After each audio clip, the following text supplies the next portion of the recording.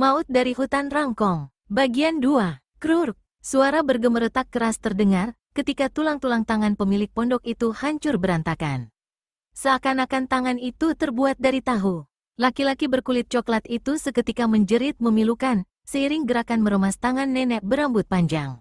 Rasa sakit tak tertahankan yang melanda, membuatnya tak kuasa menahan jeritan. Sebelum dia sempat berbuat sesuatu, tangan nenek berpakaian merah muda itu sudah kembali bergerak. Langsung disampoknya pelipis laki-laki kekar itu. Prakek, tanpa sempat mengeluarkan suara lagi, tubuh laki-laki berkulit coklat itu ambruk ke tanah dengan pelipis pecah. Sebentar dia menggelepar, lalu tewas tanpa bersambat lagi. Darah tampak menggenang di lantai rumahnya. Hai, orang sepertimu berani menantang bidadari sabuk emas? Cuh, dengan kasar, nenek berambut panjang yang ternyata berjuluk bidadari sabuk emas itu meludahi wajah mayat pemilik rumah itu. Sambil tertawa terkikih, nenek berpakaian merah muda itu lalu melangkah meninggalkan mayat yang membujur tergenang darah. Suasana sekitar tempat itu memang sepi, sehingga keributan kecil itu sama sekali tidak mengundang penduduk lain.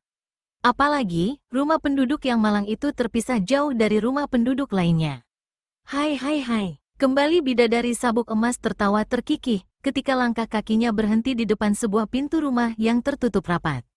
Masih dengan suara tawa mengikik, nenek berpakaian merah muda ini mengeluarkan sebuah sabuk berwarna kuning keemasan dari pinggang, kemudian melecutkannya. Cetar, brakek, suara hiruk-pikuk diiringi hancurnya daun pintu hingga berkeping-keping, terdengar ketika ujung sabuk itu melecutnya. Suara hiruk-pikuk itu membuat penghuninya yang berada di dalam rumah melangkah keluar dengan takut-takut. Mereka adalah seorang nenek dan kakek yang tua dan ringkih. Jelas, kedua orang itu adalah sepasang suami istri yang telah berusia lanjut. Bahkan sang kakek telah agak bungkuk tubuhnya. Hai, nenek berpakaian merah muda yang berjuluk bidadari sabuk emas itu tertawa terkikih. Kembali sabuk di tangannya digerakkan. Sabuk itu lemah gemulai melenggak-lenggok ke kanan dan ke kiri. Lalu mendadak, RRRTTT, laksana seekor ular sanca, sabuk itu melilit pinggang nenek pemilik rumah. Dan sebelum sempat berbuat sesuatu, tangan bidadari sabuk emas bergerak. Terdengar jerit kengerian dari mulut nenek pemilik rumah ketika tubuhnya terlempar ke depan. Nyi, kakek pemilik rumah memekik keras ketika melihat istrinya terlempar ke atas. Dengan terlatih-tatih, kakinya melangkah keluar karena khawatir dengan keselamatan istrinya. Tapi baru beberapa langkah, bidadari sabuk emas telah menggerakkan kembali sabuknya. Dan, cetar, suara lecutan cukup keras terdengar ketika ujung sabuk yang berwarna kuning keemasan itu menyengat dada kakek bertubuh agak bungkuk itu. Hebat akibatnya, tubuh kakek pemilik rumah itu terjajar ke belakang. Untung baginya, nenek berpakaian merah muda itu hanya mengerahkan sebagian kecil tenaga dalam. Kalau tidak, tentu seluruh isi dadanya pasti hancur lebur. Meskipun begitu, tak urung darah segar memercik dari sudut-sudut mulut kakek bungkuk itu. Tubuhnya pun cukup keras menghantam dinding rumah. Tubuh kakek bungkuk itu merosot perlahan-lahan ke lantai. Untuk beberapa saat lamanya dia berdiam diri saja dengan sikap tubuh terduduk. Keadaan tubuhnya lah yang membuatnya tidak dapat segera bangkit, walaupun keinginan itu begitu besar. Tidak hanya sampai di situ saja tindakan bidadari sabuk emas. Tanpa mengenal rasa kasihan, kembali sabuk di tangannya dilecutkan. Cetar, cetar. Bertubi-tubi ujung sabuk itu kini menghujani berbagai bagian tubuh nenek pemilik rumah. Seketika itu pula, jeritan menyayat kembali terdengar saling susul diiringi menggebat geliatnya tubuh nenek pemilik rumah itu. Hai, nenek berambut panjang itu tertawa terkikih-kikih melihat calon korbannya menggeliat-geliat kesakitan. Memang, bidadari sabuk emas bermaksud menyiksa nenek bertahi lalat besar itu. Maka, lecutan-lecutan sabuknya yang bertubi-tubi ditujukan hanya untuk menimbulkan rasa sakit, pedih, dan panas mendera nenek pemilik rumah. Pakaian nenek bertahi lalat besar itu sudah koyak-koyak di sana-sini. Bahkan kulit tubuhnya pun pecah-pecah, sehingga darah segar pun merembes keluar. Rupanya, pemandangan yang menyayat hati itu amat menyenangkan bidadari sabuk emas. Ini terbukti dari tawanya yang tak putus-putus mengiringi lecutan sabuknya. Iblis biadab! Kakek pemilik rumah berseru keras melihat penderitaan istrinya. Dia menggeram marah, sambil berusaha menguatkan diri untuk bangkit. Dan dia berhasil. Secepat tubuhnya telah berdiri, secepat itu pula kakek bungkuk ini berlari menuju ke arah tempat istrinya disiksa. HMH, bidadari sabuk emas mendengus. Kini sabuk di tangannya digerakkan untuk menyerang kakek bertubuh bungkuk itu. Wut, tukek, telak dan keras sekali ujung sabuk yang tiba-tiba mengejang kaku laksana tombak itu, menyengat lutut sebelah kanan si kakek. Terdengar suara berderak keras mengiringi robohnya tubuh kakek pemilik rumah di tanah. Kini bidadari sabuk emas mengalihkan penyiksaannya. Lecutan-lecutan sabuknya kini meluncur deras dan bertubi-tubi ke arah berbagai bagian tubuh si kakek. Akibatnya sudah bisa diduga, setiap kali ujung sabuk itu melecut, tubuh kakek bungkuk itu menggeliat. Beberapa kali tubuhnya mengejang kaku, bila ujung sabuk itu mengenai sasaran. Keluhan diiringi seringai kesakitan selalu terdengar dan terlihat tatkala ujung sabuk itu menemui sasarannya. Iblis keji, hentikan! Bentakan keras menggelegar pertanda didukung tenaga dalam cukup tinggi, membuat bidadari sabuk emas menghentikan penyiksaannya. Dengan wajah merah padam menahan amarah, tubuhnya berbalik ke arah belakangnya. Dari situlah suara itu berasal. Kini di hadapannya dalam jarak 4 tombak, berdiri 3 sosok tubuh berpakaian biru yang rata-rata berusia muda. Di dada kiri mereka terdapat gambar sepasang pedang yang disulam dari benang perak. HMH, tikus-tikus kecil dari perkumpulan pedang perak rupanya, dengus bidadari sabuk emas. Nada suara dan sikapnya terlihat jelas memandang rendah. 3 orang berpakaian biru yang ternyata murid perkumpulan pedang perak itu menggertakkan gigi. Memang, mereka merasa tersinggung mendengar hinaan yang keluar dari mulut nenek berpakaian merah muda itu. Ucapan yang jelas-jelas menghina dan merendahkan. Tutup mulutmu, nenek peot, bentak salah seorang dari murid perkumpulan pedang perak yang bercambang lebat. Keparat, berani kau membentakku, tikus kecil? Apa kau sudah mempunyai nyawa rangkap sehingga berani berkata seperti itu pada bidadari sabuk emas? Jangan harap kalian semua akan bisa lolos dari sini dalam keadaan hidup. Wajah ketiga orang murid perkumpulan pedang perak seketika berubah, begitu mendengar nenek berpakaian merah muda itu menyebut julukannya. Memang, mereka semua telah mendengar julukan itu. Bidadari sabuk emas adalah salah seorang tokoh sesat dunia persilatan. Kegemarannya adalah menyiksa orang sampai mati. Kalau begitu, sudah menjadi kewajiban kami untuk melenyapkan tokoh berhati iblis sepertimu, tegas murid perkumpulan pedang perak yang wajahnya penuh jerawat. Serat, serat, serat. Sinar terang berkelebat ketika ketiga orang itu menghunus pedang yang tersampir di pinggang. Begitu mengetahui siapa adanya nenek berpakaian merah muda itu, mereka tidak berani bersikap main-main lagi. Dengan langkah menggeser tanah, mereka melangkah maju dan langsung menyebar. Mengurung nenek berambut panjang itu dari segala arah. Hai hai hai, bidadari sabuk emas tertawa terkikih melihat ketiga orang lawannya menghunus senjata. Nenek itu sama sekali tidak tampak waspada, sekalipun ketiga orang lawannya telah siap dengan senjata terhunus. Serbu, laki-laki yang bercambang lebat berseru keras. Sambil melompat menerjang, pedangnya ditusukkan rapat ke arah leher bidadari sabuk emas. Pada saat yang bersamaan, kedua orang rekannya juga segera menyerang. Pedang laki-laki berwajah penuh jerawat itu membabat cepat ke arah leher.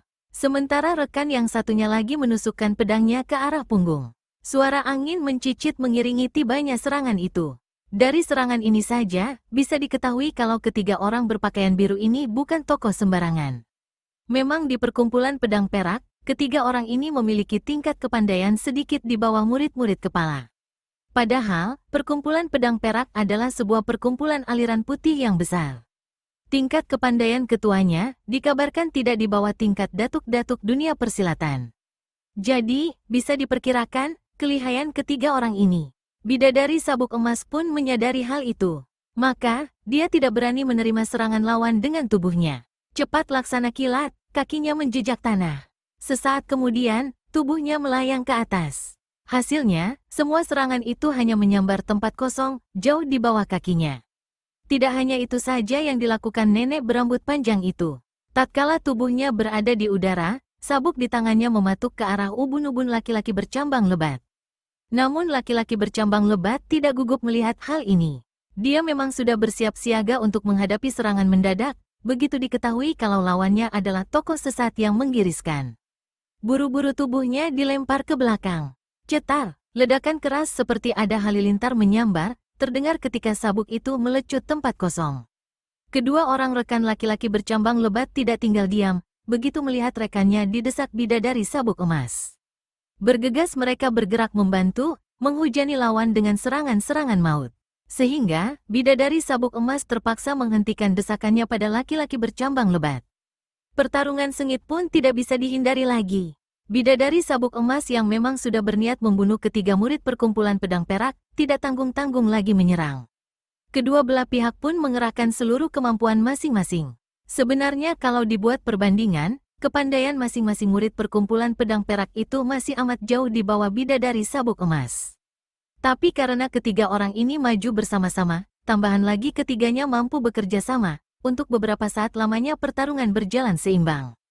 Suara riuh rendah menyemarakkan pertarungan antara seorang nenek yang terlihat ringkih menghadapi ketiga orang lawan yang masih muda-muda dan terlihat kuat. Desingan pedang ketiga murid perkumpulan pedang perak, diiringi ledakan-ledakan sabuk bidadari sabuk emas menambah ramainya pertarungan. Cetar, untuk yang kesekian kalinya, ujung sabuk bidadari sabuk emas menghantam tanah. Kontan hasilnya menambah banyaknya lubang besar yang terbentuk akibat lecutan cambuk pada tanah. Tapi ketiga orang murid perkumpulan pedang perak hanya mampu bertahan sampai 30 jurus saja. Ketika memasuki jurus ke-31, nenek berpakaian merah muda itu mulai dapat mendesak lawan-lawannya. Bahkan bidadari sabuk emas kini sudah bisa membuat kerjasama ketiga orang lawannya berantakan. Serangan-serangan murid perkumpulan pedang perak itu semakin jarang, dan kini lebih sering mengelak. Sebaliknya, serangan-serangan bidadari sabuk emas datang semakin bertubi-tubi. Sabuknya menghujani berbagai bagian yang berbahaya di tubuh ketiga orang lawannya. Mendadak pada jurus yang ke-41, gerakan sabuk nenek berpakaian merah muda itu berubah cepat. Kini sabuk itu bergerak meliuk-liuk seperti seekor ular. Kemudian, secara tidak terduga-duga mematuk salah satu bagian mematikan di tubuh lawan. Memang, bidadari sabuk emas kini sudah mengeluarkan jurus-jurus sabuk andalannya. Dan akibatnya, ketiga orang lawan itu kebingungan melihat gerakan sabuk yang meliuk-liuk seperti ular sehingga sulit diduga arahnya. Prat, laki-laki bercambang lebat terjengkang ke belakang dan jatuh berdebuk di tanah. Tanpa bersuara sedikit pun, dia tidak bangun lagi untuk selamanya ketika sabuk itu menotok keras lehernya. Dia tewas karena tulang lehernya hancur berantakan. Hampir berbarengan dengan robohnya laki-laki bercambang lebat, kedua orang rekannya pun roboh pula. Laki-laki berwajah penuh jerawat tewas dengan pelipis pecah. Sedangkan rekannya terkena totokan keras pada dadanya. Hai hai hai, sambil tertawa terkikih, bidadari sabuk emas melesat pergi dari situ. Tak dipedulikannya lagi 5 sosok tubuh yang tergeletak di tanah. Hanya dalam beberapa kali lompat saja, tubuhnya sudah berubah menjadi sebuah titik di kejauhan. Semakin lama semakin mengecil, dan akhirnya lenyap di telan jalan. Jilid 5. Ah! Seruan kaget terdengar dari mulut seorang pemuda berwajah tampan berambut putih keperakan. Pakaiannya berwarna ungu, membungkus tubuhnya yang tegap berisi, dibanduli sebuah guci arak dari perak. Sepasang matanya menatap ke depan. Memang, pemandangan yang terpampang di hadapannya lah membuat hatinya terkejut. Betapa tidak, dalam jarak sekitar 7 tombak darinya, terlihat 5 sosok tubuh bergeletakan di tanah. Pemuda berpakaian ungu itu melesat cepat menghampiri. Sambil terus menatap, dihapusnya keringat yang membasahi wajahnya dengan punggung tangan. Saat ini, matahari memang tepat di atas kepalanya. Sinarnya memancar terik ke bumi, seperti hendak membakar seluruh makhluk yang ada. Hanya sekali lesat saja, tubuh pemuda berpakaian ungu itu telah berada di hadapan 5 sosok tubuh yang tergolek. Perlahan-lahan tubuhnya dibungkukkan dan berjongkok. Kemudian diperhatikannya satu persatu sosok-sosok tubuh yang membujur tak tentu arah. Hah, pemuda berambut putih keperakan itu menghela napas berat. Kepalanya digeleng-gelengkan ketika melihat keadaan mereka. 5 sosok tubuh itu terdiri dari 3 orang pemuda berpakaian biru, yang di dada kirinya terdapat gambar sebatang pedang yang disulam dari benang perak. Sedangkan 2 orang lagi adalah kakek dan nenek yang telah tewas. Sekujur tubuh mereka penuh luka-luka lecutan. Pemuda berpakaian ungu itu memeriksa tubuh-tubuh yang tergolek satu persatu. Beberapa kali kepalanya menggeleng, setiap kali menyadari kalau orang yang diperiksa telah tewas.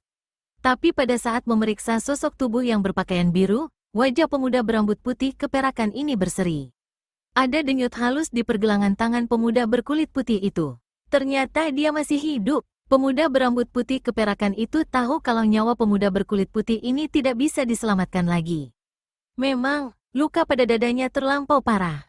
Tapi melihat kenyataan kalau pemuda yang tergolek ini masih hidup, betapa gembiranya hati pemuda berambut putih keperakan itu. Hal ini setidak-tidaknya bisa diketahui dari mulutnya yang bergerak-gerak sedikit. Tanpa membuang-buang waktu lagi, pemuda berambut putih keperakan itu menotok beberapa bagian tubuh sosok yang tergolek ini. Katakan, siapa yang telah melakukan semua ini? Tanya pemuda berpakaian ungu itu, tergesa-gesa. Dia tahu, kalau tidak cepat-cepat, nyawa pemuda berpakaian biru itu telah lebih dulu melayang meninggalkan raganya. Bidadari sabuk emas, jawab murid perkumpulan pedang perak itu terputus-putus.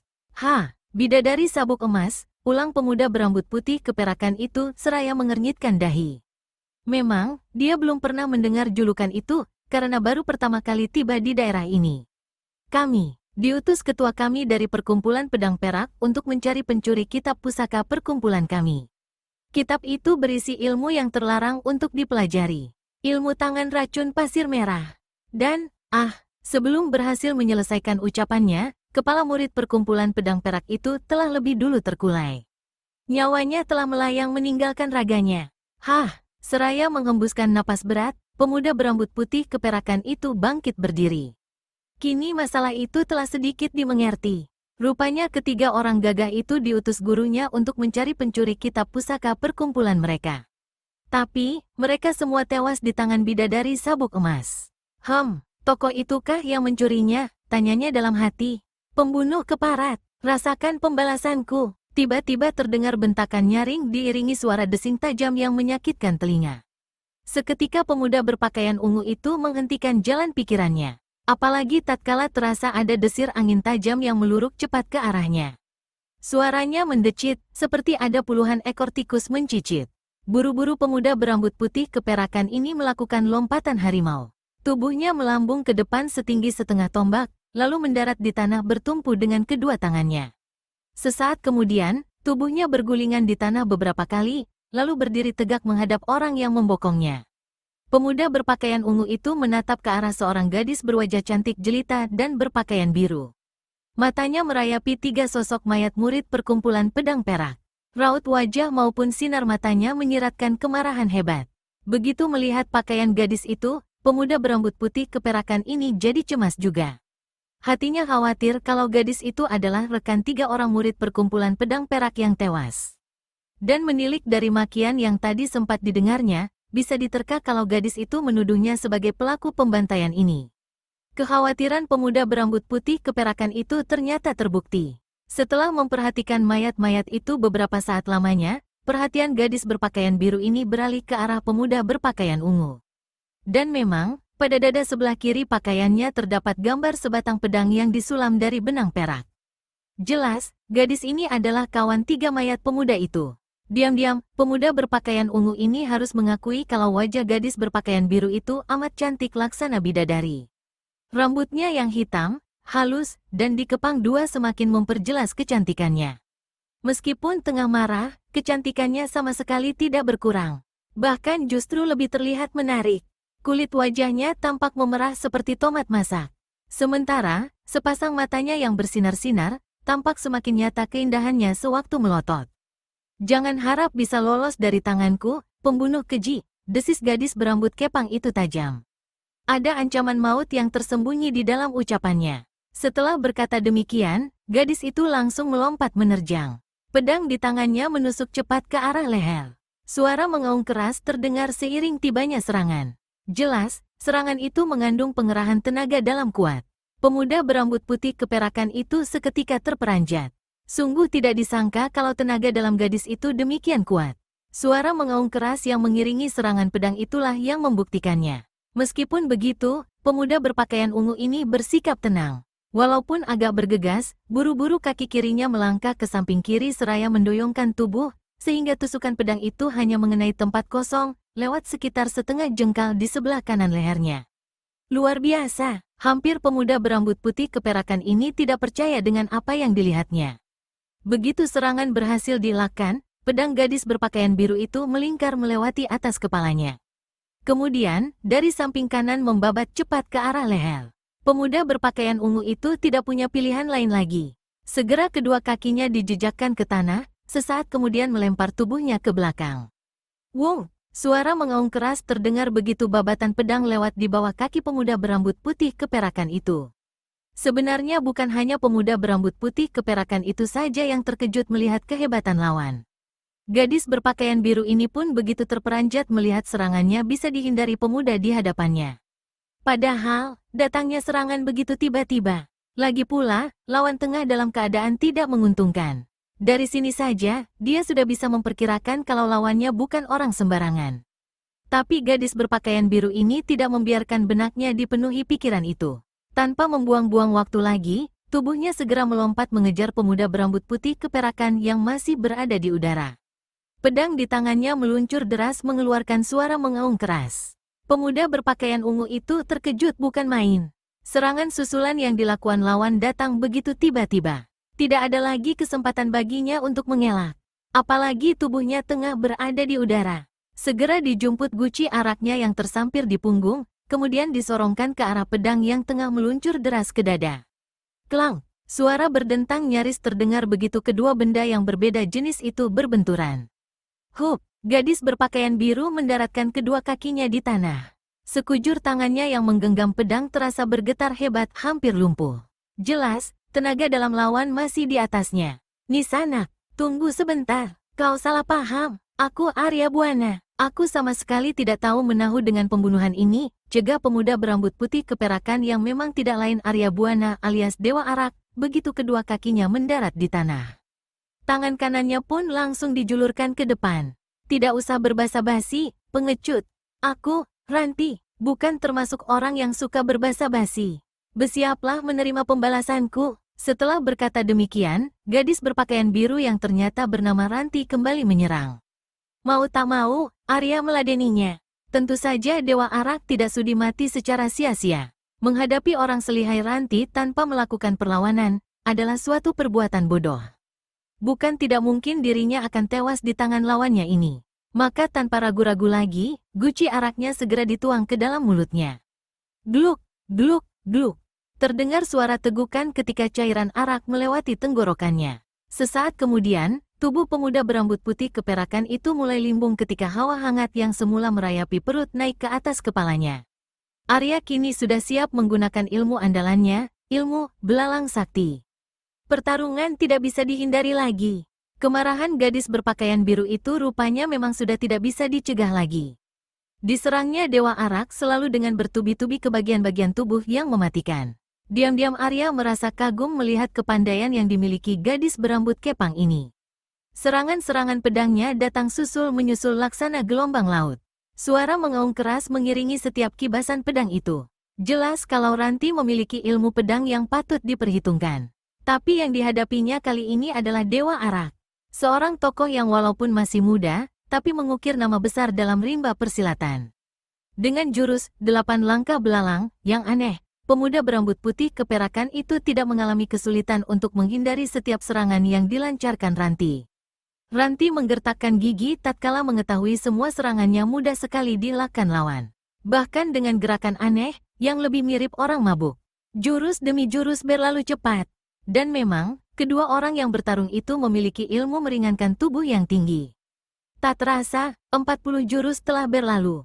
Tapi sampai sekian lamanya, tetap saja Ranti tidak mampu mendesak Dewa Arak.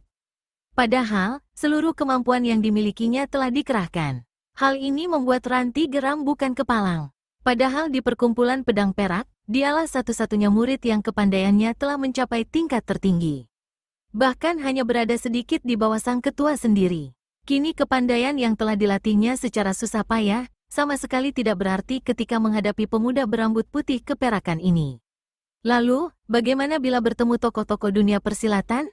Yang lebih menyakitkan hati Ranti, ternyata lawannya sama sekali belum balas menyerang. Selama lebih dari 40 jurus menyerang, lawan hanya mengelak saja. Tak sekalipun pemuda berambut putih keperakan itu melancarkan serangan balasan. Jelas, Dewa Arak tidak bersungguh-sungguh menghadapinya. Dan bagi Ranti, ini berarti kepandaian yang dimilikinya sama sekali tidak dianggap. Pikiran seperti itu membuat Ranti menyerang lebih gencar lagi. Sama sekali gadis ini tidak tahu kalau Arya bukan menganggap rendah kepandaiannya. Tapi, Dewa Arak tidak ingin keadaan jadi semakin bertambah buruk bila melakukan serangan balasan. Maka Arya menggunakan keanehan jurus 8 langkah belalang untuk melakukan perlawanan tanpa balas menyerang. Dengan keistimewaan jurusnya, tidak sulit baginya untuk mengelakkan setiap serangan yang datang bertubi-tubi. Beberapa kali sewaktu Ranti menyerang, Arya menuangkan arak ke mulutnya. Dan itu memang merupakan salah satu gerakan dalam ilmu belalang sakti. Tapi gadis berambut kepang itu tidak menganggapnya demikian. Dewa Arak berbuat seperti itu dikira untuk menunjukkan keunggulannya. Dan sebagai akibatnya, serangan Ranti semakin menggebu-gebu. Suara mengaum keras dan mencicit menyakitkan telinga, diselingi tegukan ketika Arya menenggak araknya, menyemarakkan jalannya pertarungan. Puluhan jurus telah kembali berlalu. Hingga kini, pertarungan tengah berlangsung hampir 100 jurus. Dan selama itu, Ranti tetap saja belum mampu mendesak Dewa Arak. Kesabaran Arya akhirnya habis juga. Sungguh tidak disangka kalau Ranti akan begitu keras kepala. Maka terpaksa Dewa Arak memutuskan untuk menundukkannya dengan kekerasan. Setelah memutuskan demikian, Dewa Arak mulai menggunakan jurus belalang mabuk. Dan kini otot-otot tubuhnya mengejang, serta melemas secara mendadak. Sementara Ranti menggertakkan giginya. Begitu Dewa Arak mulai menyerang, baru dirasakan kehebatannya. Serangan-serangan Arya yang dilakukan dengan gerakan-gerakan aneh itu membuat Ranti bingung. Tapi meskipun terlihat aneh, Ranti merasakan beratnya tekanan setiap serangan Arya. Tak sampai 20 jurus saja, gadis itu sudah terdesak hebat. Memang, dia belum berpengalaman menghadapi berbagai jenis ilmu silat. Maka menghadapi ilmu semacam yang dimiliki Dewa Arak, jelas jadi kebingungan. Tambahan lagi, Dewa Arak telah cukup mengetahui perkembangan ilmu lawannya. Maka, bukanlah suatu hal yang sulit untuk menekan lawan. Gerakan-gerakan tangan yang meliuk-liuk aneh, ditambah serangan guci membuat Ranti pusing. Belum lagi semburan-semburan arak yang keluar dari mulut Arya. Itu semua membuat Ranti kewalahan bukan main. Kini serangan pedang Ranti tidak lagi menggebu-gebu seperti semula. Ganti Dewa Arak yang melakukan desakan-desakan. Ranti kini lebih banyak mengelak ketimbang menyerang. Bahkan menangkis pun hampir tidak dilakukannya. Karena setiap kali berbenturan, tangannya selalu kesemutan hebat. Menjelang jurus ke-40, gadis berambut kepang ini sudah pontang-panting ke sana kemari untuk mengelakkan serangan Arya. Sudah bisa diperkirakan kalau robohnya gadis ini hanya tinggal menunggu saat saja. Pada jurus ke-43, saat naas Ranti pun tiba. Sebuah totokan jari tangan Dewa Arak tak mampu dielakkan lagi. Tak pelak lagi, tubuh gadis itu roboh ke tanah. Lemas tanpa tenaga. Hah! Dewa Arak menghembuskan napas lega ketika lawannya yang keras kepala itu berhasil dilumpuhkan. Perlahan-lahan tubuhnya dibungkukkan, lalu berjongkok. "Mau apa kau?" tanya Ranti. Suaranya jelas menunjukkan rasa takut yang hebat. Bahkan wajahnya yang cantik jelita itu terlihat tegang. Namun, Arya sama sekali tidak menyambutnya. Pemuda berambut putih keperakan itu hanya tersenyum lebar. "Kalau berani bertindak macam-macam, kubunuh kau," ancam Ranti di tengah-tengah ketidakberdayaannya. Namun ucapan maupun raut wajahnya menyiratkan kesungguhan hati. Merah wajah Dewa Arak mendengar ucapan itu. Meskipun gadis berambut kepang ini baru mengatakannya sampai di situ, tapi sudah bisa ditangkap maksudnya. Ranti mengira, lawannya akan bertindak tidak senonoh. "Lebih baik jaga mulutmu, Nisanak," sentak Arya. Ucapan dan juga nada suara Dewa Arak menyiratkan kalau dia merasa tersinggung atas ucapan Ranti. Dan itu memang tidak salah. Dewa Arak memang sangat tersinggung bila dituduh melakukan tindakan kotor. Apakah orang seperti dirinya mirip penjahat pemerkosa wanita? Keterlaluan sekali gadis berpakaian biru ini. Mulutnya terlalu keji. Ranti terdiam, begitu mendengar sentakan keras Arya. Gadis itu bukan orang bodoh. Maka dia bisa tahu, pemuda berambut putih keperakan yang mempunyai kepandaian luar biasa ini merasa tersinggung. "Perlu kau ketahui, aku bukan orang yang berwatak rendah seperti dugaanmu, Nisanak," jelas Arya penuh ketegasan. "Aku bukan pembunuh 5 orang itu." Ranti tersentak mendengar ucapan Arya. Benarkah pemuda berambut putih keperakan ini bukan pembunuh ketiga orang rekannya? "Sayang, aku tidak tahu siapa pembunuh mereka," keluh Dewa Arak. "Sewaktu aku tiba, mereka semuanya telah bergeletakan. Tapi begitu kuperiksa, ternyata ada salah seorang di antara mereka yang belum tewas.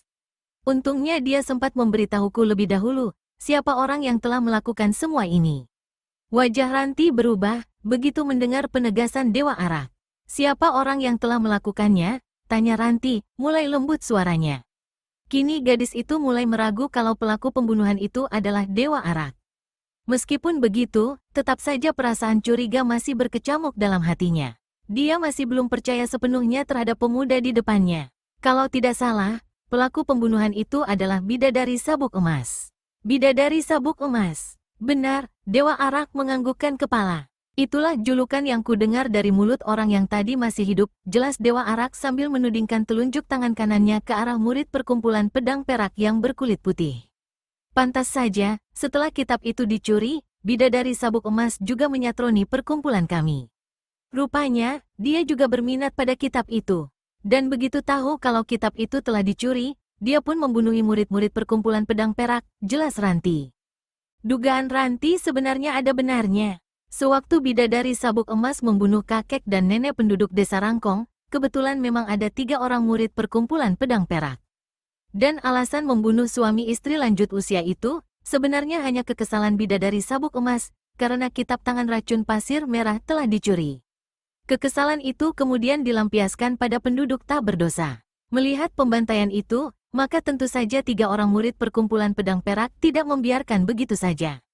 Namun akhirnya, mereka harus rela mengorbankan nyawa. Kalau kau benar bukan orang jahat, cepat bebaskan totokanmu, pinta Ranti dengan wajah merah padam karena malu.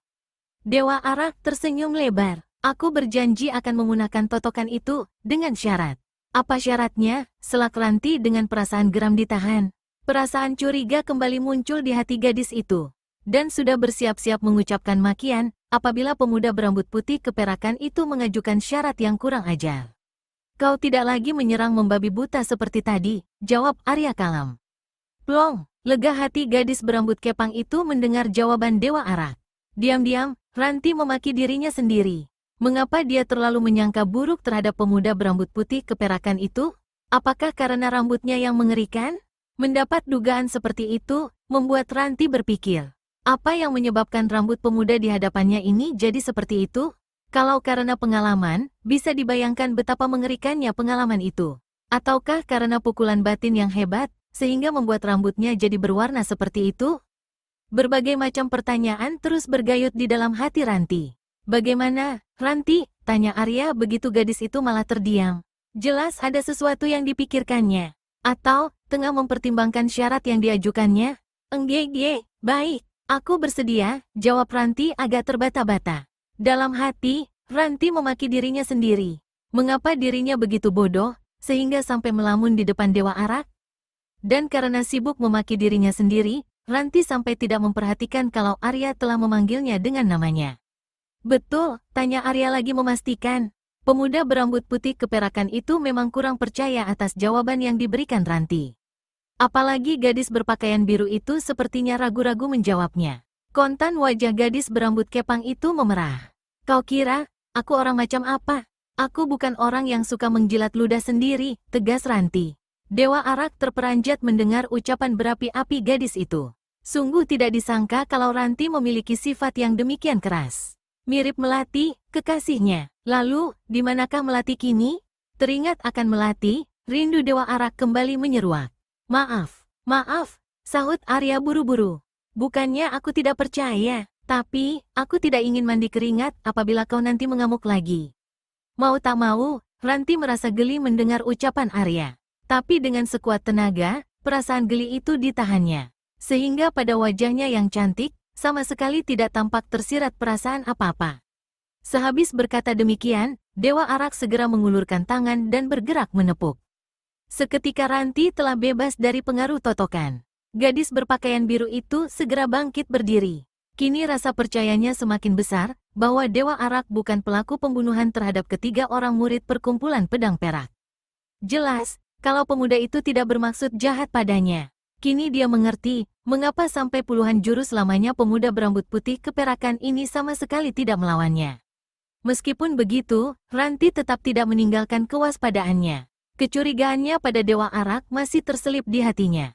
Kalau boleh tahu, apa hubunganmu dengan ketiga orang itu? Tanya Arya sambil menudingkan telunjuk kanannya ke arah tubuh 3 orang murid perkumpulan pedang perak yang tergeletak tanpa nyawa di tanah. Mereka adalah 3 orang saudara seperguruanku, jawab Ranti, sendu. Sebenarnya dia merasa terpukul melihat tewasnya ketiga rekannya itu. Sukar kubayangkan, sampai di mana ketinggian ilmu yang dimiliki bidadari sabuk emas yang telah mampu membunuh ketiga orang saudara seperguruanmu itu. Padahal, mengalahkanmu saja aku sudah susah payah, kata Dewa Arak setelah sekian lamanya tercenung. Kepandaian mereka tidak setinggi kepandaianku, jawab Ranti cepat. Hanya gumaman perlahan Arya yang menyambut ucapan gadis berpakaian biru itu. Sejak masih kecil, aku dididik langsung oleh guruku. Bahkan diperbolehkan mempelajari kitab-kitab yang ada di perpustakaan. Sementara, mereka hanya dididik oleh murid kepala perkumpulan kami. Kau tidak usah heran, kepandaian mereka bertiga, sekalipun digabung, masih belum menyamai kepandaianku. Jadi, janganlah merasa bingung membayangkan kepandaian bidadari sabuk emas. Arya menganggukkan kepala pertanda mengerti. Kini pemuda berambut putih keperakan ini tahu, mengapa bidadari sabuk emas mampu membinasakan mereka semua. Apakah kau juga mempunyai tugas yang sama dengan mereka? Tanya Arya lagi. Maksudmu? Ranti mengerutkan alisnya. Mencari kitab pusaka perkumpulan kalian yang dicuri orang, jelas Dewa Arak. Dari mana kau tahu tentang hal itu? Tanya Ranti penuh selidik. Sikap Ranti mendadak tegang lagi. Perasaan curiganya kembali timbul. Dia memang belum sepenuhnya percaya terhadap Arya. Maka begitu mendengar ucapan yang mengetahui tugas yang diberikan gurunya, dia kembali merasa curiga. Masalahnya, peristiwa pencurian kitab pusaka itu memang amat dirahasiakan. Di perkumpulan pedang perak sendiri, tidak semua murid perkumpulan mengetahuinya. Jadi, wajar saja kalau Ranti merasa curiga tatkala pemuda di hadapannya ini tahu tentang tugasnya. Kau tidak usah bersikap setegang itu, Ranti, sergah Arya sambil tersenyum lebar. Kembali dipanggilnya gadis berpakaian biru itu dengan namanya. Aku mengetahui dari mulut temanmu sebelum dia tewas. Mendengar jawaban itu, seluruh urat-urat tubuh Ranti yang tadi mengejang, kembali mengendur. Apa saja yang dikatakannya padamu? Tanya Ranti lagi, ingin tahu. Dia masih belum mau memanggil Dewa Arak dengan namanya saja. Hanya dua masalah itu saja. Gadis berambut kepang itu mengangguk-anggukkan kepalanya. Sementara suasana menjadi hening sejenak, begitu Dewa Arak menghentikan ucapannya. Apalagi Ranti juga tidak melanjutkan pertanyaannya. Kini kedua orang itu sama-sama berdiam diri. Masing-masing tenggelam dalam lamunannya sendiri-sendiri. Jilid 6. Mendadak Arya dan Ranti menolehkan kepala ke satu arah. Dan memang terdengar suara banyak langkah kaki yang menuju ke tempat mereka. Mendengar langkah-langkah yang berat, jelas kalau mereka sama sekali tidak memiliki ilmu meringankan tubuh. Benar saja, di kejauhan, dalam jarak lebih dari 20 tombak dari tempat Dewa Arak dan Ranti berdiri, tampak berjalan puluhan, bahkan mungkin 100 orang. Menilik dari pakaian yang dikenakan, nampaknya mereka adalah para penduduk desa. Arya dan Ranti saling pandang dengan sinar mata memancarkan keheranan. Memang kedua orang itu merasa heran, karena di bahu dan tangan para penduduk itu tidak kosong. Mereka semua membawa barang-barang maupun perbekalan. Bisa diperkirakan, rombongan orang itu hendak pergi jauh. Ataukah hendak pindah? Arya dan Ranti semakin heran ketika rombongan itu menghentikan langkah. Sepasang mata puluhan orang itu menatap ke arah mereka berdua tanpa berkedip. Jelas, kalau keberadaan Arya dan Ranti disitulah yang membuat rombongan itu menghentikan perjalanan. Seperti diberi aba-aba, Dewa Arak dan Ranti melangkah menghampiri rombongan yang berada dalam jarak sekitar 8 tombak di depan mereka. Kedua muda-mudi itu ingin tahu, mengapa penduduk desa itu beramai-ramai melakukan perjalanan, atau lebih tepatnya lagi ingin pindah. Apalagi dalam rombongan itu terdapat anak kecil, wanita, dan orang-orang lanjut usia. Bahkan ada yang tengah menggendong bayinya. Kecurigaan Dewa Arak dan Ranti semakin besar begitu melihat tanggapan rombongan penduduk, begitu dihampiri. Beberapa orang yang masih muda dan gagah melangkah maju. Sikap mereka jelas terlihat melindungi anggota rombongan yang lain. Mereka berdiri di hadapan wanita, anak-anak, dan orang-orang lanjut usia. Serat, serat, serat. Sinar-sinar terang berkilauan berkelebat ketika belasan orang laki-laki muda dan gagah itu mencabut senjata masing-masing. Jelas, kalau mereka telah siap bertempur. Melihat sikap mereka, Arya dan Ranti jadi semakin heran. Kalau tidak ada kejadian yang menimpa, tak mungkin mereka akan bersikap seperti itu. Arya bergegas memberi isyarat pada Ranti untuk menghentikan langkah. Sekali lihat saja, sudah diketahuinya kalau belasan orang itu telah kalap. Kalau mereka berdua terus bergerak mendekat, tidak mustahil akan diserang. Untungnya, Ranti bisa diatur. Gadis itu seketika menghentikan langkahnya, begitu pemuda berambut putih keperakan itu menghentikan langkahnya. Kini mereka berdiri berhadapan dengan rombongan itu dalam jarak sekitar 5 tombak. Kisanak semua, kata Arya disertai pengerahan tenaga dalam, sehingga terdengar sampai ke tempat jauh. Mengapa kalian menghunus senjata? Kami berdua bukan orang jahat.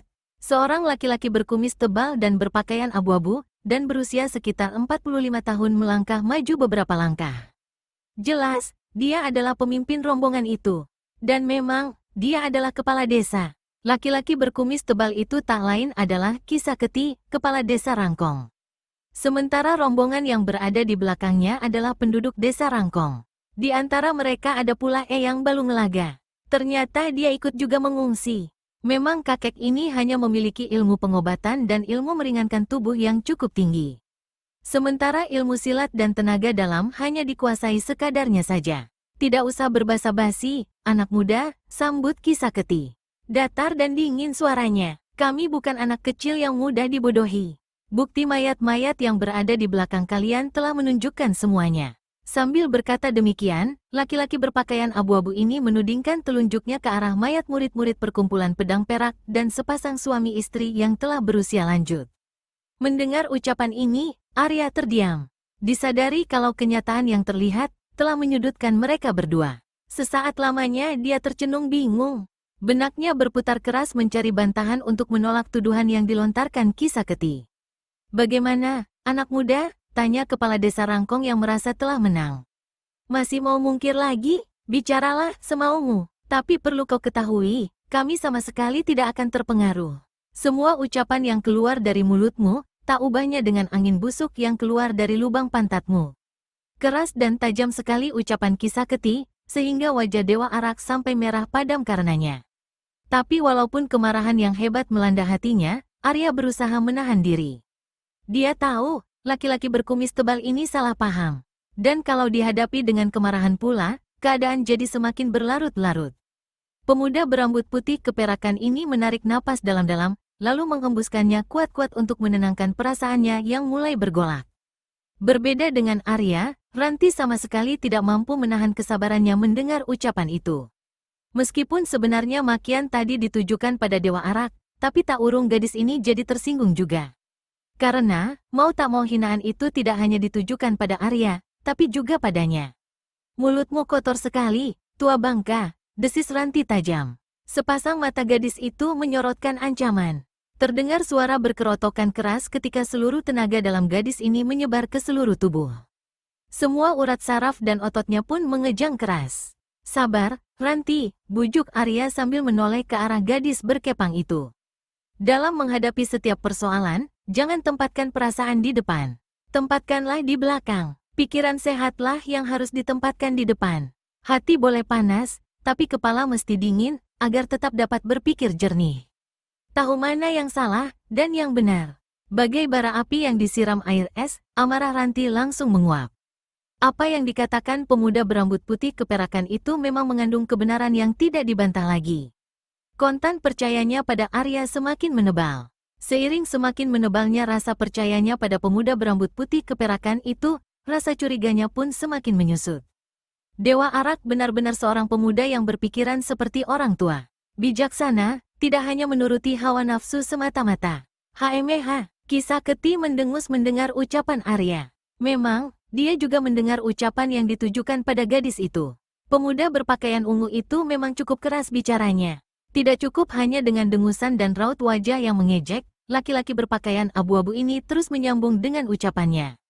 Luar biasa, ada iblis kotor yang mengucapkan kata-kata seperti malaikat. Lucu, lucu sekali. Amarah Ranti yang tadi sudah mulai surut, kembali bangkit mendengar hinaan Kisaketi. Aneh, kini gadis itu tidak senang mendengar Arya dihina. Pemuda berpakaian ungu itu membiarkan saja orang menghinanya. Padahal, dengan kepandaian yang dimiliki, hanya sekali kibas pasti nyawa kepala desa Rangkong itu akan melayang ke alam baka.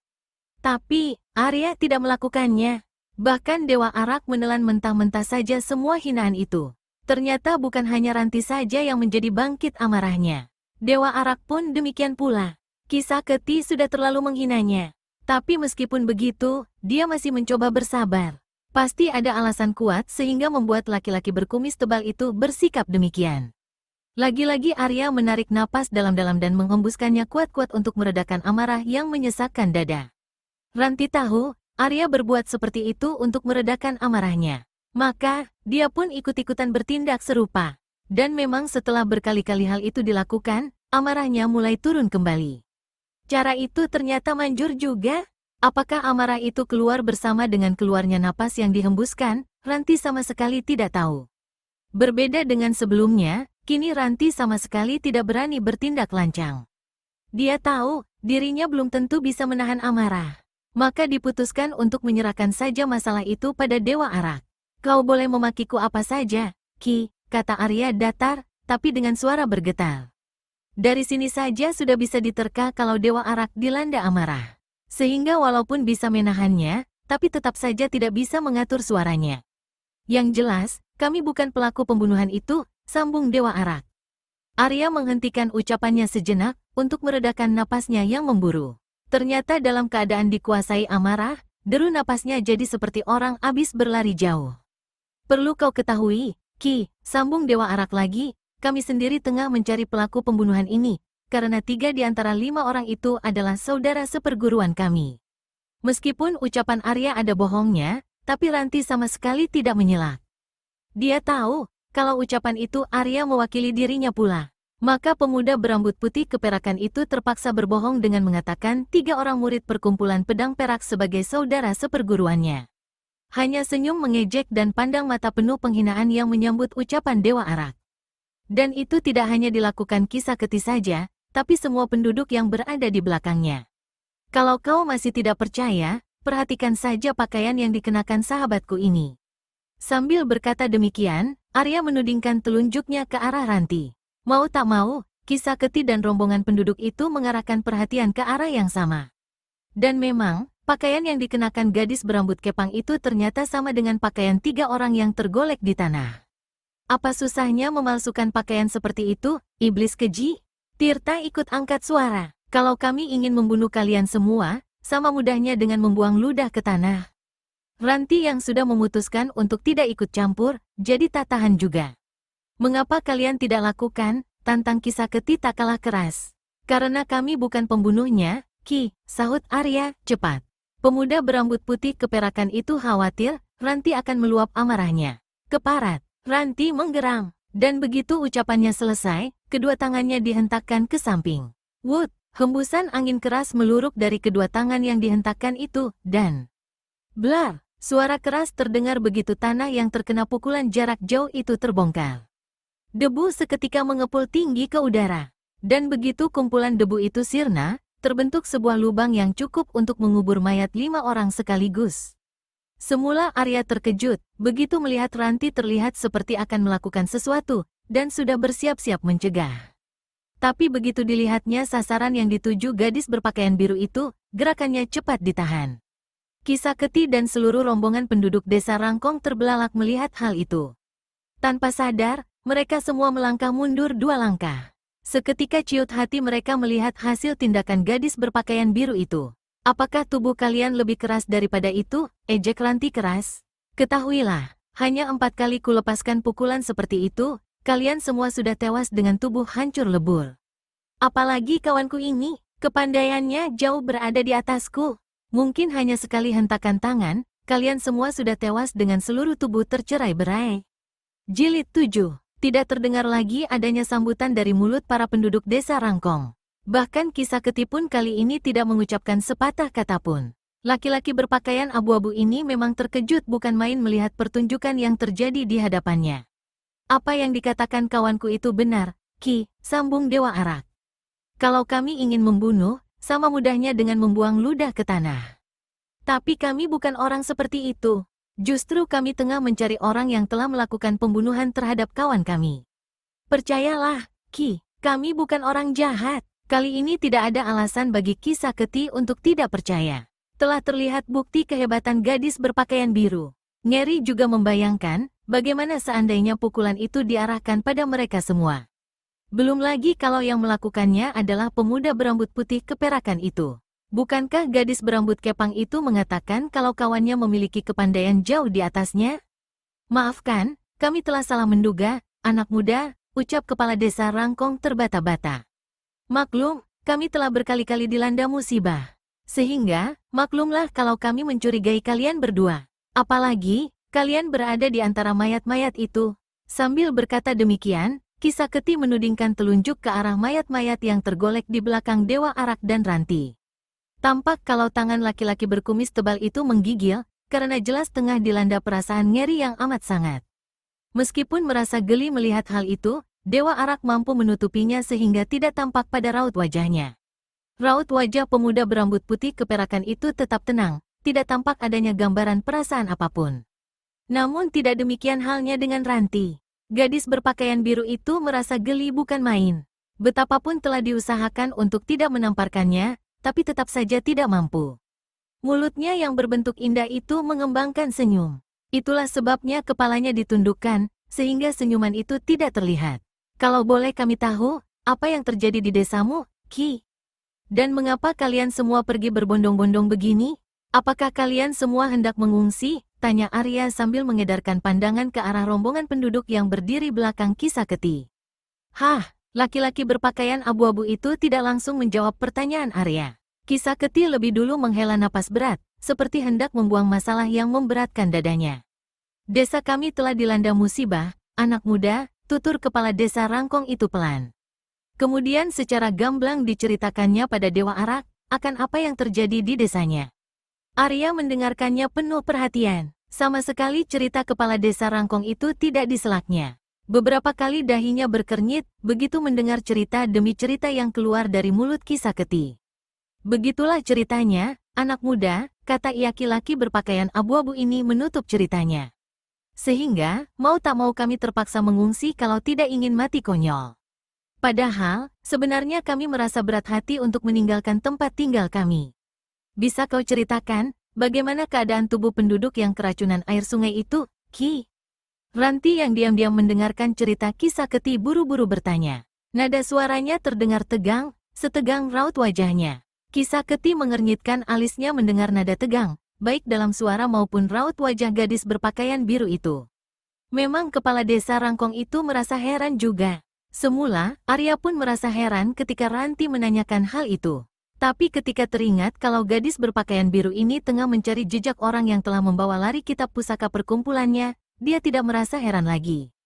Bahkan jadi ikut mendengarkan jawaban yang akan diberikan Kisah Keti. Sekujur kulit mereka memerah, seperti udang rebus. Merah dan hancur seperti membusuk. Dan lagi, sepertinya racun itu gatal bukan main. Karena kulihat sebelum tewas, tangan mereka semua sibuk mencakar sekujur kulit. Ilmu tangan racun pasir merah, desis Ranti tajam. Kau tidak keliru, Ranti, desak Dewa Arak. Tidak, sahut gadis berambut kepang itu yakin. Memang begitu akibat yang ditimbulkannya. Kalau begitu, kita harus cepat ke sana, Ranti, ajak Dewa Arak memutuskan.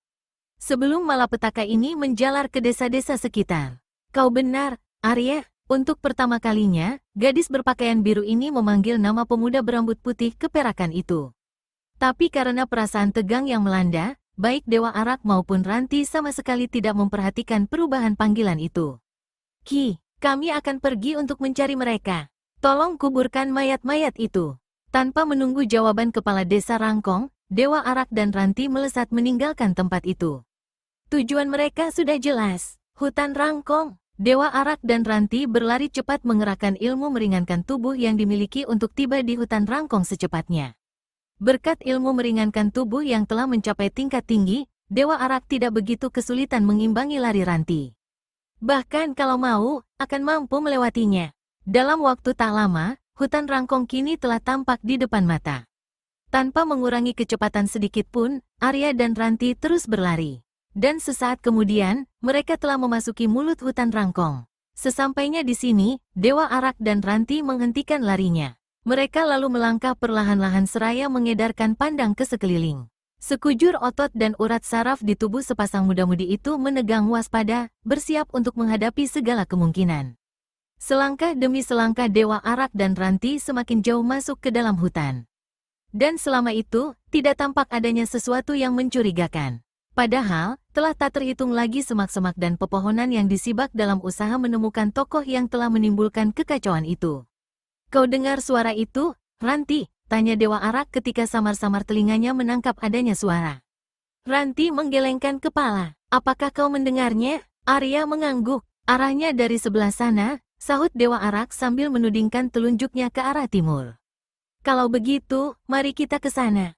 Ranti menanggapi penuh semangat. Tanpa membuang-buang waktu lagi, Arya dan gadis berambut kepang itu melangkah cepat ke arah timur. Kau benar, Arya, kata Ranti tiba-tiba. Kau juga mendengar suara itu, Ranti? Ya, sekarang aku mendengarnya, jawab gadis berpakaian biru itu seraya mempercepat langkahnya. Semakin lama, suara yang terdengar semakin jelas. Suara itu berasal dari balik semak-semak itu. Kang Arya, tanpa sadar, lagi-lagi Ranti merubah panggilannya. Dan seperti juga sebelumnya, Dewa Arak sama sekali tidak menyadarinya. Dengan hati-hati agar tidak menimbulkan suara, Arya dan Ranti menghampiri kerimbunan semak-semak. Masih bersikap hati-hati pula, Dewa Arak menyibaknya. Lalu bersama-sama, sepasang muda-mudi itu mengintai dari kerimbunan semak-semak yang dikuak Arya. Begitu dekatnya wajah-wajah mereka, sampai-sampai kedua pipi sepasang muda-mudi itu hampir bersentuhan. Dada Arya seketika berdebar keras. Hidungnya mencium adanya bau harum yang menebar dari tubuh gadis berpakaian biru itu. Seketika itu juga wajahnya memerah.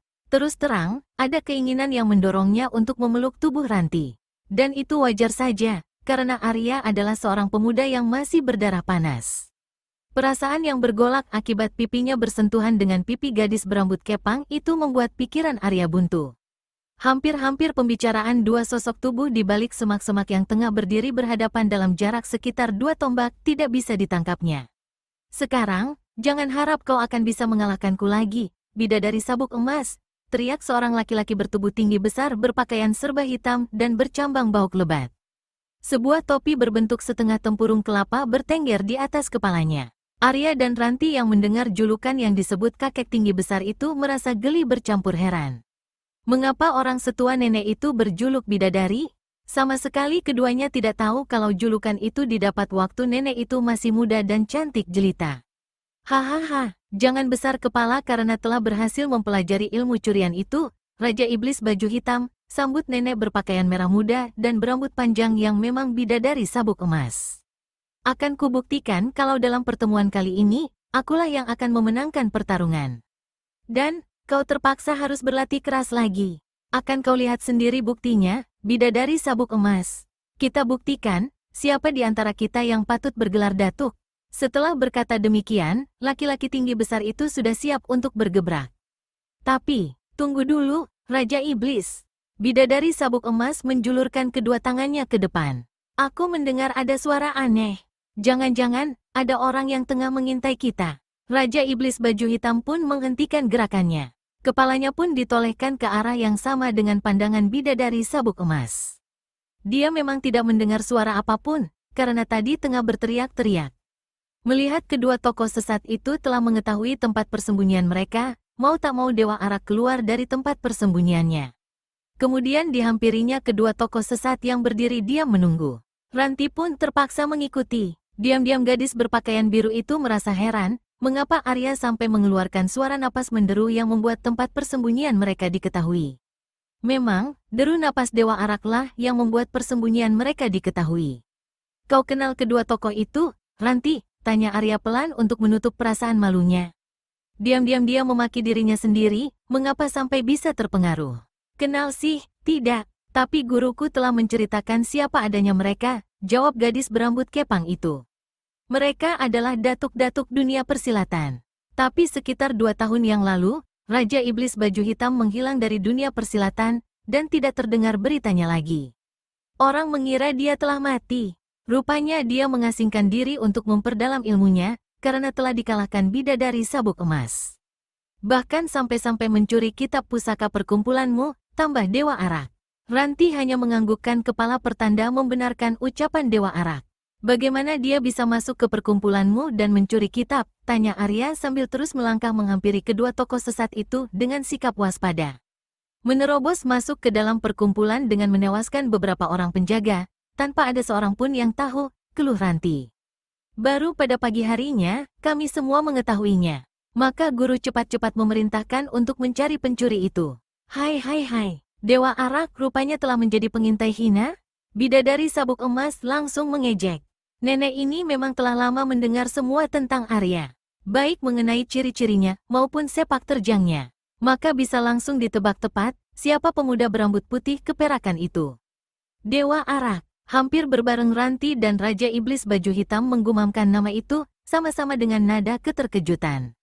Ranti memang sama sekali tidak menduga kalau pemuda yang selama ini berada bersamanya adalah pemuda yang menggemparkan dunia persilatan itu. Padahal, semua tokoh persilatan telah didengar dari gurunya. Dan Dewa Arak adalah salah satu di antara orang yang disebut gurunya. Tapi, benarkah Arya adalah Dewa Arak? Ah, mengapa aku begitu pelupa? Bukankah guru telah mengatakan kalau nama asli Dewa Arak adalah Arya Buana? Dan pemuda berambut putih keperakan itu pun telah menyebutkan namanya. Arya Buana, mengapa aku jadi begitu bodoh? Maki Ranti dalam hati. Ranti terdiam, seperti mengutuk diri sendiri. Dia sebenarnya ingin memperjelas keingintahuannya tentang Dewa Arak. Tapi saat ini mereka tengah bersikap waspada terhadap dua tokoh sesat yang selama ini dicari-cari. Ranti hanya memendam pertanyaan itu dalam hati. Rasanya memang tidak pantas untuk menanyakannya. Sementara Ranti masih terpaku dengan kekagumannya pada Dewa Arak, maka Arya sendiri telah berada sekitar 2 tombak di depan bidadari sabuk emas dan Raja Iblis Baju Hitam. Begitu sadar, gadis itu segera menghampiri Dewa Arak. Jilid 8. Dewa Arak sengaja membiarkan Ranti memilih lawannya. Gadis berpakaian biru itu lalu bergerak menghampiri Raja Iblis Baju Hitam. Jadi, Arya terpaksa melangkah menghampiri bidadari sabuk emas. Nenek berpakaian merah muda itu tertawa terkekeh. Sudah lama aku berniat menjajal kepandaianmu, Dewa Arak. Sungguh tidak kusangka kalau akhirnya bisa bertemu denganmu. Arya hanya tersenyum getir. Bidadari sabuk emas, kau harus mempertanggungjawabkan perbuatan kejimu yang telah membunuh 3 orang murid perkumpulan pedang perak, kata Dewa Arak keras. Dia memang ingin membuktikan pada Ranti kalau pembunuh itu bukan dia. Memang, begitu mendengar ucapan itu, Ranti menoleh. Gadis itu ingin mendengar jawaban nenek berpakaian merah muda itu. Hai hai hai, bukan hanya mereka saja yang kubunuh, tapi kau juga akan kubunuh, Dewa Arak. Kau akan menemani 3 orang monyet kecil yang berani menantangku. Mendengar ucapan ini, hati Dewa Arak lega. Dia telah berhasil membuktikan kalau dia sama sekali tidak bersalah. Bersiaplah kau, Dewa Arak, dengan bersikap sebagaimana layaknya orang gagah, bidadari sabuk emas berseru memperingatkan. Lalu, hiaat, sambil berteriak melengking nyaring, bidadari sabuk emas mencabut sabuknya. Dan secepat senjata andalannya tercabut, secepat itu pula dilecutkannya ke arah ubun-ubun Dewa Arak. Dewa Arak sejak tadi sudah bersiap siaga. Maka begitu melihat sabuk yang meluncur deras ke arah ubun-ubunnya, cepat dia melompat ke belakang. Langsung dijumputnya guci Arak yang bertengger di punggung. Tar! Ledakan keras terdengar begitu ujung sabuk bidadari sabuk emas mengenai tempat kosong.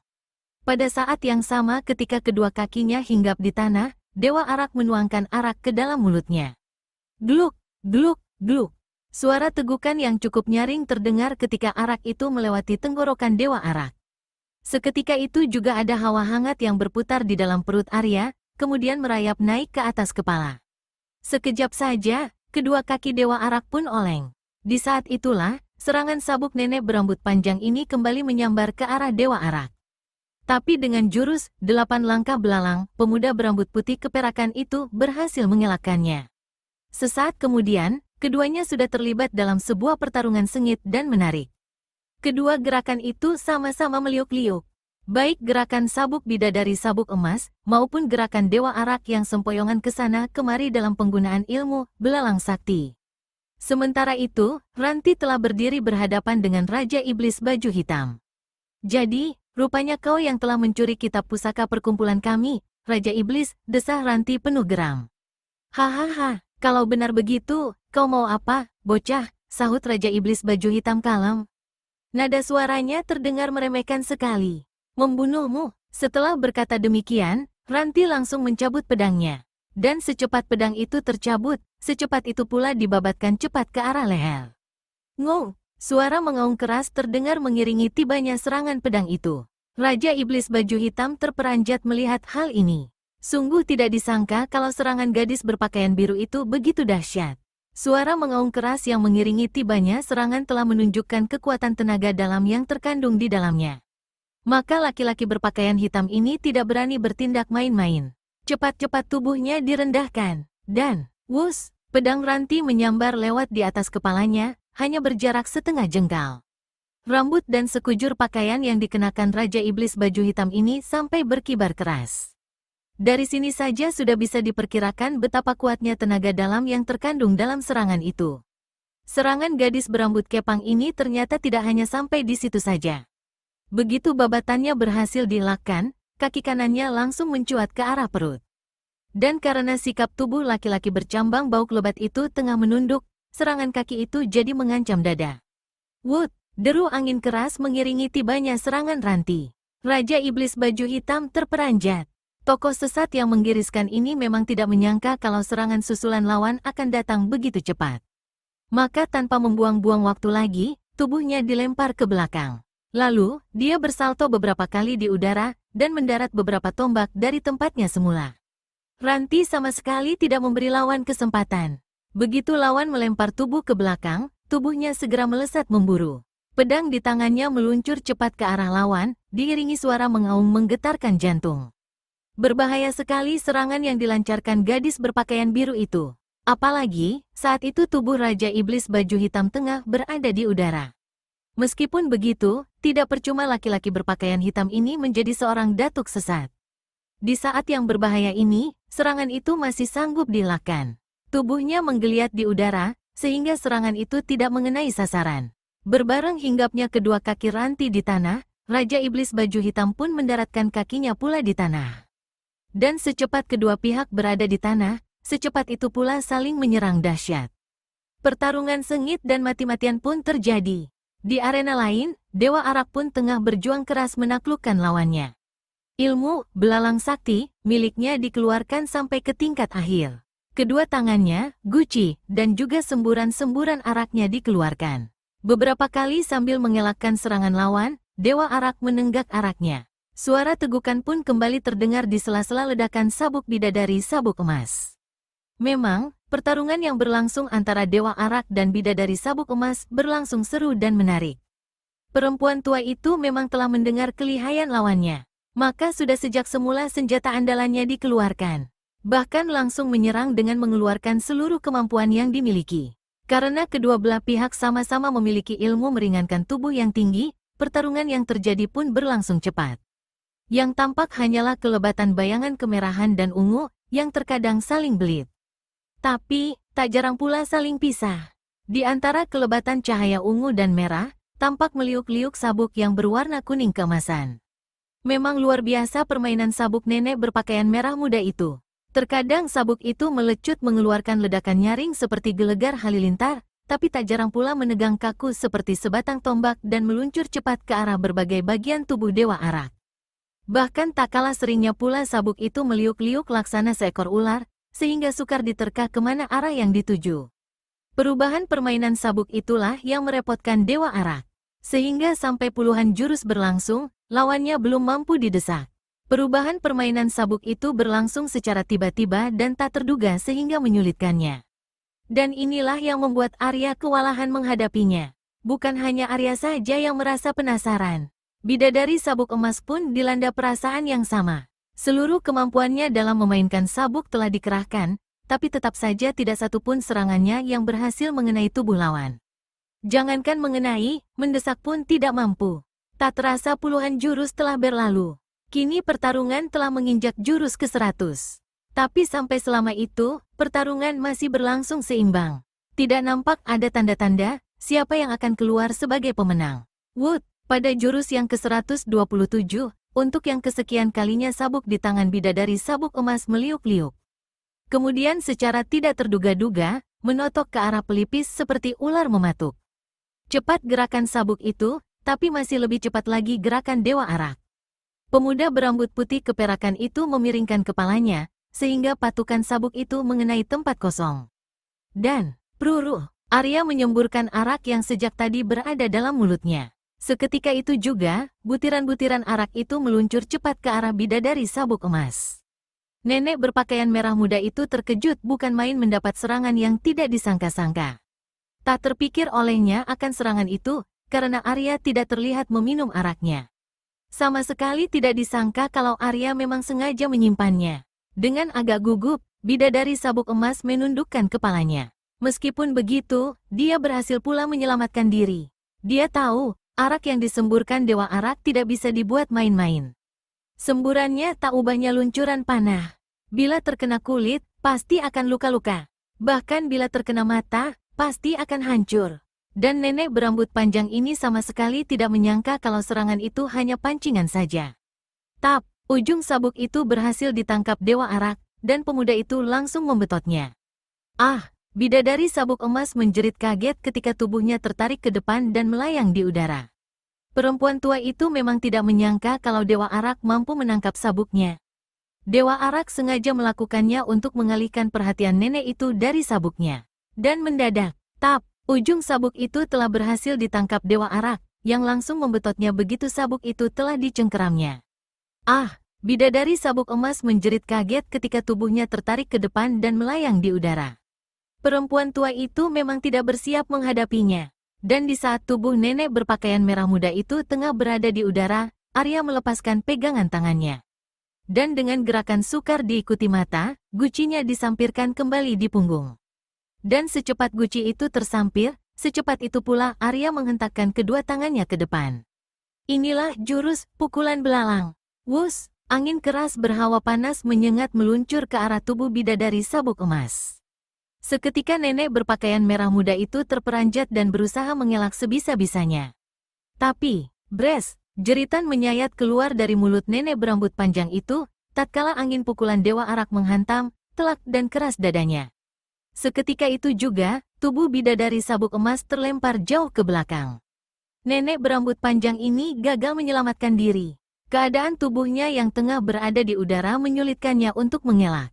Tambahan lagi, dia masih terbawa tarikan Dewa Arak tadi. Brukek, suara berdebuk keras terdengar ketika tubuh bidadari sabuk emas menghantam tanah. Seketika itu juga nyawanya terlepas dari raga. Dia kini tewas dalam keadaan menyedihkan.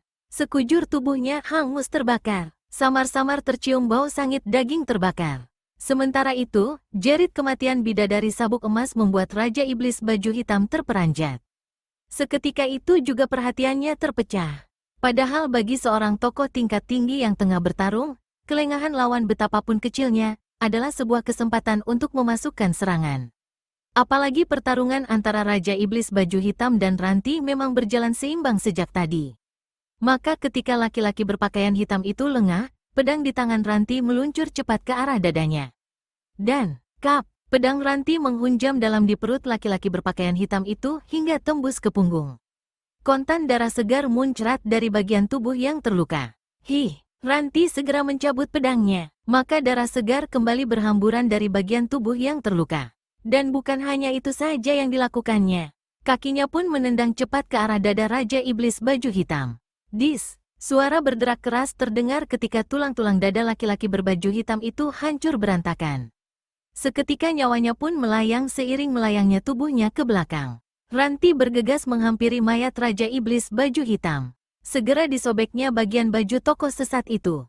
Dugaannya ternyata benar. Kitab pusaka perkumpulannya berada di balik baju Raja Iblis baju hitam.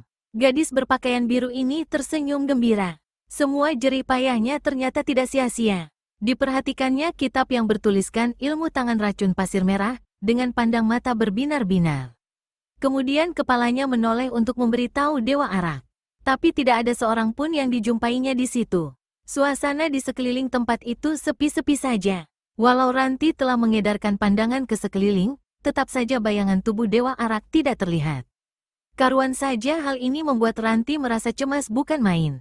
Segumpal perasaan cemas menyeruak. Segumpal perasaan cemas menyeruak di hatinya, karena takut Dewa Arak telah pergi meninggalkannya. Kang Arya, dalam puncak kecemasan yang menggelegak, Ranti berteriak memanggil.